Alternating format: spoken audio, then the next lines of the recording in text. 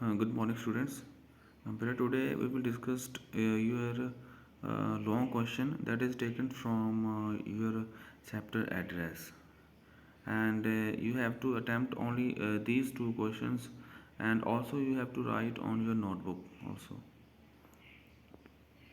So let's get started. Your first question. ये question जो है बेटा मैंने ऑलरेडी आपको सेंड किया हुआ है, बस मैं उसमें इसकी ट्रांसलेशन समझाऊंगा दोनों क्वेश्चंस की, तो इसको ध्यान से देखना आप, ठीक है। तो क्वेश्चन देखिए अपना, why did the narrator of the story want to forget the address. वहाँ पर जो कहानी का जो नरेटर है मेन, जिसने ये कहानी लिखी हुई थी वो लड़की, वो क्यों उस एड्रेस को भूल जाना चाहती है, ठीक है। उसके बारे में ये क्वेश्चन है, क्या रीज़न थे, वो रीज़न हम यहाँ पे देखेंगे।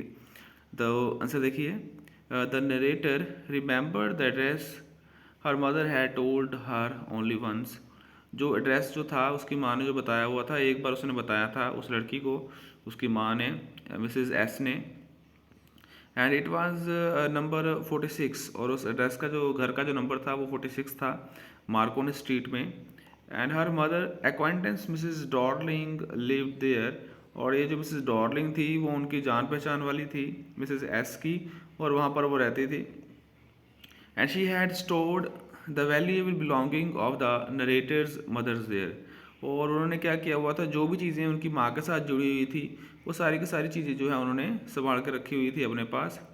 आफ्टर हर मदर्स डेथ, जब उनकी माँ की डेथ हो जाती है नरेटर की, the narrator had an urge to visit the place.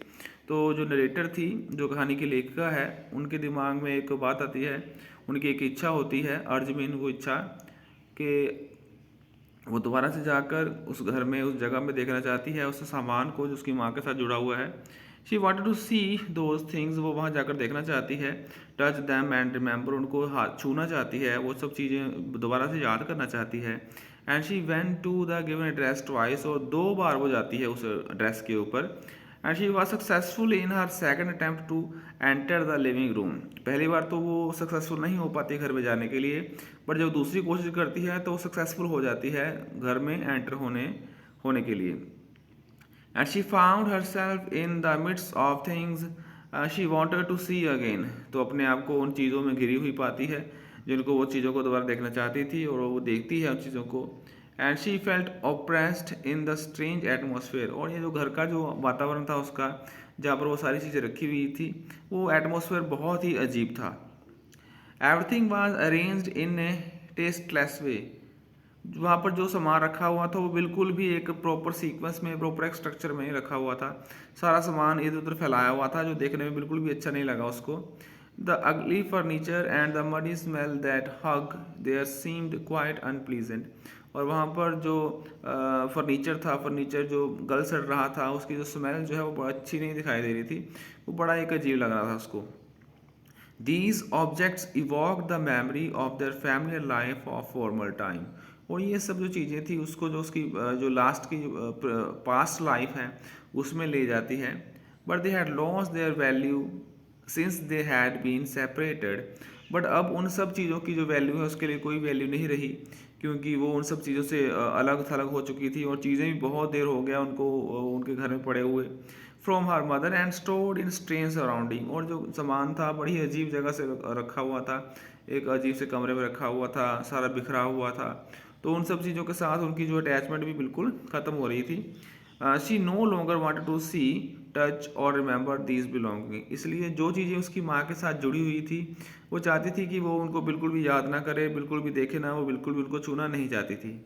She resolve to forget the address, और उन्होंने ये निश्चय कर लिया कि मैं ये जो एड्रेस है बिल्कुल भी मैं भूल जाऊंगी, क्योंकि मैंने ये एड्रेस फाइंड आउट कर लिया है। And she wanted to leave the past behind and decided to move on, और वो चाहती है कि जो पास्ट में जो बीत गया है उसकी तरफ ना सोचते हुए मुझे आगे बढ़ना चाहिए, आगे लाइफ में बढ़ना चाहिए, आगे काम करना चाहिए। इसलिए वो पास्ट लाइफ जो उसकी जो बीत चुकी थी उसको वो भुला देना चाहती थी, और उसके चीज़ों के साथ उनकी कोई अटैचमेंट नहीं ज़्यादा रह गई थी, इसलिए वो जो है जो एड्रेस को वो भूल जाना चाहती थी। बेसिकली वो जो एड्रेस को फाइंड आउट कर लेती है, उसको एड्रेस फाइंड आउट ही करना था, यही हमारा टॉपिक भी था। ये आपका फर्स्ट क्वेश्चन है। सेकंड क्वेश्चन देखिए, सेकंड क्वेश्चन क्या है, comment on the significance of the title of the story the address. यहाँ पर सेकंड क्वेश्चन बताएगा हमारा कि जो एड्रेस जो था ये बिल्कुल सूटेबल है या नहीं है टॉपिक के लिए। तो आंसर देखिए, the story has been aptly given the title the address. कहानी ने ये जो नाम दिया हुआ है द एड्रेस, बिल्कुल सही नाम दिया हुआ है। क्यों दिया हुआ है? This title is significant, the story moves around Mrs Darling address number 46 Markovnikov street. ये सारी जो कहानी है उनके एड्रेस के इर्द गिर्द घूमती रहती है। उनका एड्रेस जो क्या था, मिसेस डॉर्लिंग का ये घर है नंबर 46 मार्कोनी स्ट्रीट में, और इसी एड्रेस के इर्द गिर्द सारी स्टोरी जो है घूमती रहती है। आगे देखिए, Mrs Darling was an old acquaintance of narrator's mother. जैसे मैंने पहले बताया, जो मिसेस डॉर्लिंग थी वो उनकी बहुत पुरानी एक दोस्त थी जो उनके घर पे उनके नेबरहुड में पास में रहती थी। And she had carried their valuables to her house for safety during the war time. जब युद्ध शुरू हुआ, लड़ाई शुरू हुई, तो उन्होंने सारा जो सामान है मिसेस एस का मिसेस डॉर्लिंग ने अपने पास रख लिया था सारा संभाल के। She said that she wanted to save all their nice things because they wouldn't lose everything if they had to flee from the place। तो उसने सोचा था कि जब ये यहाँ से चली जाएंगे, उनको जाना पड़ेगा, ये सारी की सारी चीज़ें जो है वो वापस नहीं उनको मिल पाएंगी। मिसेस एस ने सोचा था ऐसा, इसलिए उन्होंने जो सारा सामान मिसेस डॉर्लिंग को सामान रखने के लिए दे दिया था। The Netter's mother told her Mrs Darling address. इसलिए लेखिका जो नरेटर है उनकी माँ ने उनको एड्रेस बताया हुआ था मिसेस डॉर्लिंग का। The narrator had remembered the address, और नरेटर ने वो एड्रेस बिल्कुल याद रखा था।